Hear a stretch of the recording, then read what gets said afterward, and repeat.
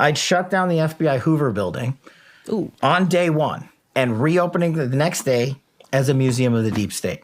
And I'd take the 7,000 employees that work in that building and send them across America to chase down criminals. Go be cops. You're cops. Go be cops. Go chase down murderers and rapists and drug dealers and violent offenders. What do you need 7,000 people there for? Same thing with DOJ. What are all these people doing here? Looking for the next government promotion, looking for their next fancy government title, looking for their parachute out of government.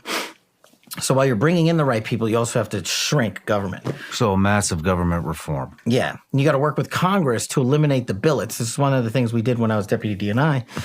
We got to DNI and I was like, okay, what do all these people do? We've got the CIA, so why do I have analysts doing the CIA's job here? Why do I have a floor of them? Like, give me a good answer. I don't know everything. I don't know a lot. But if you can give me an answer that satisfies their existence, I'm all in. Well, we just have our own people. Okay, well, now we don't. We went to Congress and zeroed out a bunch of billets, and they hated us for it.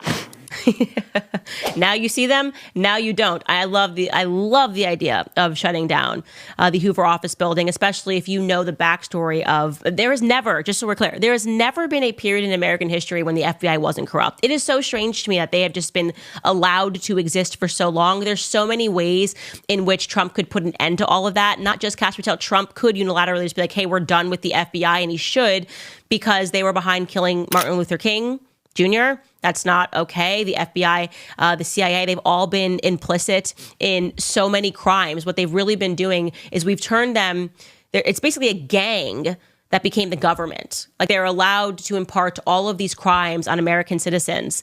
And there's nothing you can do. There's no system here where you go, okay, well, whatever. We're the deep state. We can do whatever we want. We can prosecute Americans. We can harass Americans. We can spy on Americans like they did with Martin Luther King Jr. Anybody that we don't like, we can just ruin their lives. It needs to end. It really does need to end. And by the way, Hunter Biden's pardon, there's a lot of people who were involved in Burisma. There are many more individuals that are going to be brought to heel over all of the corruption of what went down in Ukraine. That's what they're fearful of. They're going to try to block this, stop this. It's actually not going to matter, because Trump could, no matter what, I think he could put him in there for at least like 150 days, and that's all he needs. He could put them in there temporarily.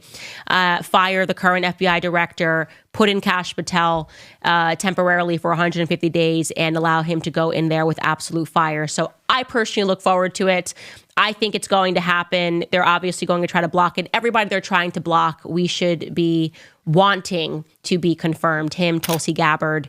We'll see what Trump does, but I'm looking forward to it, is all I'll say.